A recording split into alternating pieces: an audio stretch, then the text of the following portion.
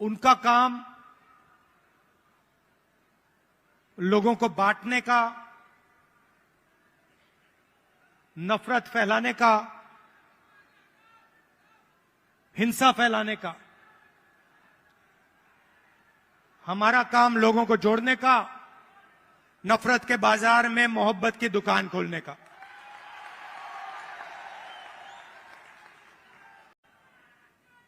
BJP और नरेंद्र मोदी जी हिंदुस्तान के 2-3 अरबपतियों के लिए काम करते हैं। नाम आप जानते हो। कुछ ही दिन पहले दुनिया के सबसे बड़े फाइनेंशियल अखबारों में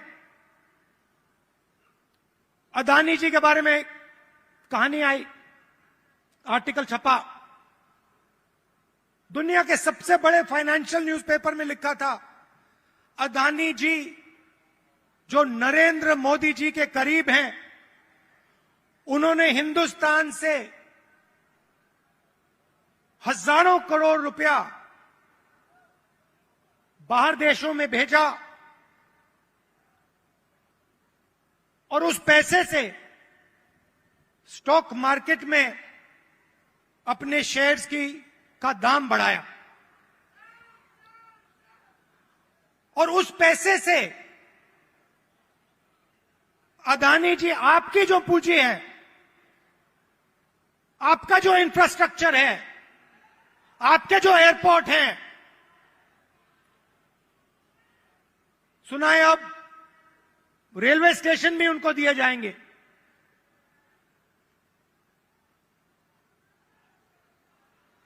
पूरा का पूरा एक व्यक्ति के हवाले किया जा रहा है। और मैं साफ कहना चाहता हूं कि चाहे वो कर्नाटक की सरकार हो, छत्तीसगढ़ की हो, राजस्थान की हो, हिमाचल की हो, और जो अभी आने वाली है तेलंगाना, मध्य प्रदेश, ये सारी की सारी सरकारें गरीबों की सरकारें होंगी, अदानी की सरकारें नहीं होंगी। और प्रधानमंत्री को साफ कहना चाहिए, देश को बताना चाहिए और छत्तीसगढ़ के युवाओं को बताना चाहिए कि वो अदानी जी पर इंक्वायरी क्यों नहीं करवा रहे हैं। ऐसी क्या बात है कि नरेंद्र मोदी जी अदानी जी पर इंक्वायरी नहीं करा सकते हैं? 2-3 सवाल है भाई और बहनों, युवाओं।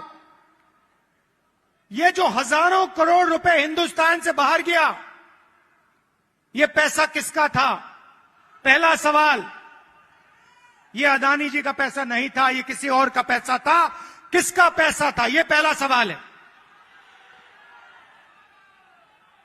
प्रधानमंत्री जी कोई इंक्वायरी नहीं करवाएंगे।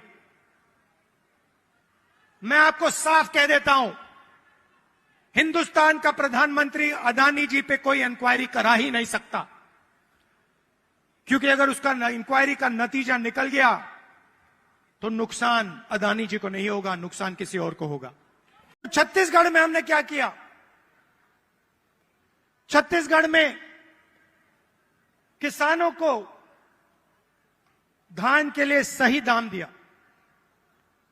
और आज आप सारे प्रदेशों को देख लीजिए, लिस्ट निकालिए, सवाल पूछिए, धान के लिए सबसे ज्यादा पैसा कौन से स्टेट में मिलता है? जवाब मिलेगा छत्तीसगढ़, छत्तीसगढ़, छत्तीसगढ़। और प्रधानमंत्री जी यहां आए थे, मुझे याद है, बीजेपी के सब नेता आए थे और कहा था कि कांग्रेस पार्टी इस वायदे को पूरा नहीं कर सकती है। कहा था पैसा नहीं है। हमने साफ दिखा दिया, पैसा है और वायदा पूरा हमने कर दिया। जहां भी हम जाते हैं, हम झूठे वायदे नहीं करते। 15 लाख रुपए का वायदा हम नहीं कर सकते। नरेंद्र मोदी जी ने कहा था काला धन वापस आएगा, 15 लाख रुपए बैंक अकाउंट में जाएंगे, उल्टा हजारों करोड़ रुपए हिंदुस्तान से बाहर जा रहा है। इंटरनेशनल अखबार कह रहे हैं कोई इंक्वायरी नहीं।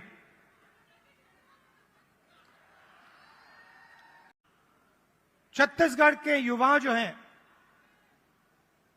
आपकी बहुत बड़ी जिम्मेदारी है और हम चाहते हैं कि आप प्रदेश को चलाने में, राजनीति को चलाने में आगे आएं। आपको पीछे नहीं रहना चाहिए। आपकी जो नई जनरेशन है, भविष्य आपका है।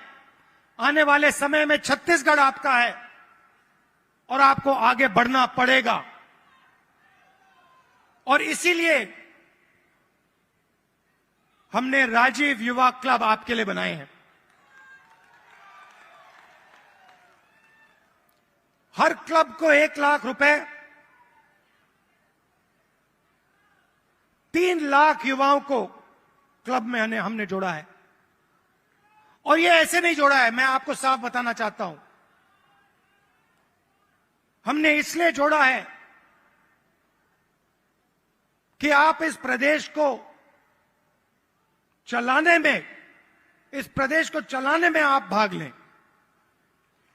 और हम आपके लिए राजनीति के दरवाजे खोलना चाहते हैं कि कुछ ही सालों में आपके बीच में से छत्तीसगढ़ के एमएलए, प्रधान, नेता चुन के आए। पूरे देश में ये नफरत फैला रहे हैं। आदिवासियों को नया नाम दे देंगे, एक धर्म को दूसरे धर्म से लड़ा देंगे, एक भाषा को दूसरी भाषा से लड़ा देंगे, एक जात को दूसरी जात से लड़ा देंगे। हमारा काम जोड़ने का है। जहां भी ये नफरत फैलाते हैं, चाहे वो मणिपुर हो, असम हो, कर्नाटक हो, जहां भी ये नफरत फैलाएंगे, कांग्रेस पार्टी के कार्यकर्ता वहां जाकर मोहब्बत फैलाएंगे। ये हमारा काम है, ये हमारी जिम्मेदारी है। आप देखिए, भारत जोड़ो यात्रा का यही लक्ष्य था। कन्याकुमारी से हम शुरू हुए, श्रीनगर तक गए,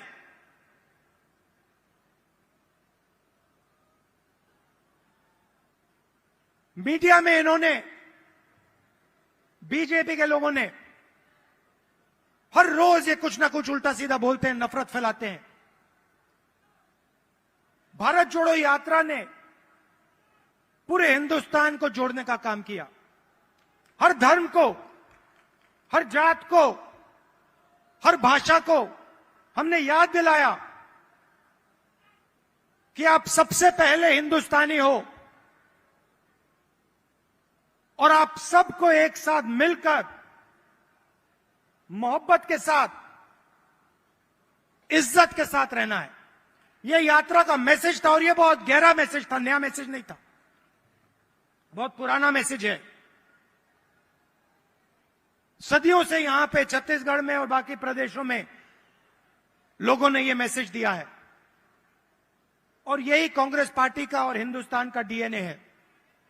हम जोड़ते हैं, वो नफरत फैलाते हैं। हम किसानों के लिए, मजदूरों के लिए, छोटे व्यापारियों के लिए काम करते हैं, वो 2-3 अरबपतियों के लिए काम करते हैं। जो हमारे आदिवासी भाई हैं, आपके लिए हमने पैसा कानून लाया, आपकी जमीन की रक्षा की। मैं आपसे एक बात कहना चाहता हूं, हम आदिवासी शब्द का प्रयोग करते हैं। आदिवासी का मतलब जो हिंदुस्तान के ओरिजिनल मालिक हैं। आदिवासी का मतलब इस देश की जो जमीन है, जो धरती है, उसके सबसे पहले आप मालिक थे। मतलब आपकी जमीन पर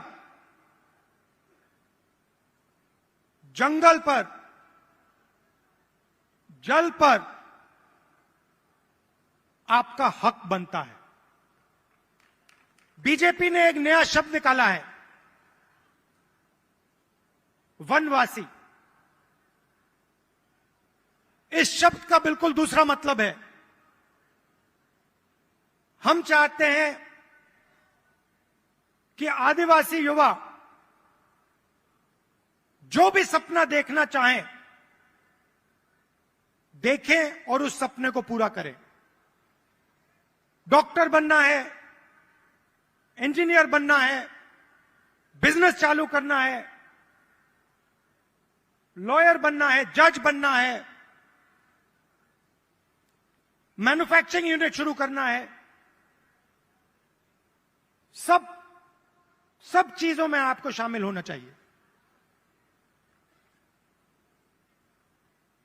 वो चाहते हैं कि आप जंगल में ही रहें, आप जंगल के बाहर ना आए। शब्द के पीछे सोच है भाई और बहनों। उनका कहना है कि आप पहले हिंदुस्तान के मालिक नहीं थे, आप जंगल में रहते थे और आपको जंगल में रहना चाहिए। हम कहते नहीं, जंगल का हक, जमीन का हक, जल का हक आपको मिलना चाहिए। मगर जो भी आप सपना देखना चाहते हो, जहां भी आप जाना चाहते हो, वो सपना आपके लिए पूरा होना चाहिए। यह फर्क है विचारधारा में। बीजेपी ने जो हिंदुस्तान की रीढ़ की हड्डी है, आर्थिक रीढ़ की हड्डी है, उसको तोड़ दिया है। जो छोटे व्यापारी थे, जीएसटी और नोटबंदी ने उनको खत्म कर दिया, जानबूझ के खत्म किया। और जब भी मैं इनसे पूछता हूं, आपके सामने सबसे बड़ी मुश्किल क्या है, कहते हैं बेरोजगारी। और मैंने छत्तीसगढ़ के चीफ मिनिस्टर से कहा, देखिए छत्तीसगढ़ में अलग अलग स्किल्स हैं, हर डिस्ट्रिक्ट में आप कुछ ना कुछ बनाते हो, मगर जो छोटे बिजनेस वाले होते हैं उनको बैंक का पैसा नहीं मिलता, उनको मीडिया का सपोर्ट नहीं मिलता। और मैंने छत्तीसगढ़ के चीफ मिनिस्टर बघेल जी से कहा कि आपका फोकस इन छोटे व्यापारियों पे होना चाहिए, छोटे बिजनेस वालों पर होना चाहिए। बैंक के दरवाजे उनके लिए खोलने चाहिए, और मार्केटिंग हो तो इनके लिए हो। और खुशी से मैं कहता हूं कि बघेल जी ने इस पे काम शुरू कर दिया है, और इससे आने वाले समय में लाखों युवाओं को फायदा मिलेगा। कार्यकर्ताओं से मैं कहना चाहता हूं, आप हमारी रीढ़ की हड्डी हो, आप हमारी विचारधारा के लिए लड़ते हो।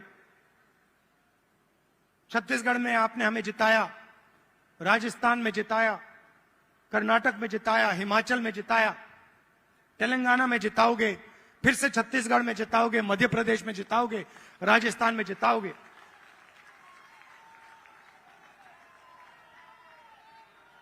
बघेल जी, हमारी सरकार को हमारे कार्यकर्ता की रक्षा करनी चाहिए, करती है, मगर और डट के जो हमारा कार्यकर्ता है उसे लगना चाहिए कि मैं कांग्रेस पार्टी का कार्यकर्ता हूं, मैं कांग्रेस पार्टी की विचारधारा के लिए लड़ता हूं और मरता हूं। देश को आपकी जरूरत है। नफरत से देश आगे नहीं जा सकता है, हिंसा से देश आगे नहीं जा सकता है, अर्थव्यवस्था नहीं बढ़ सकती है। मोहब्बत से, इज्जत से काम किया जाता है, और अगर देश को जोड़ा जाता है, सबको एक साथ लाया जाता है, तो देश तेजी से प्रगति करता है।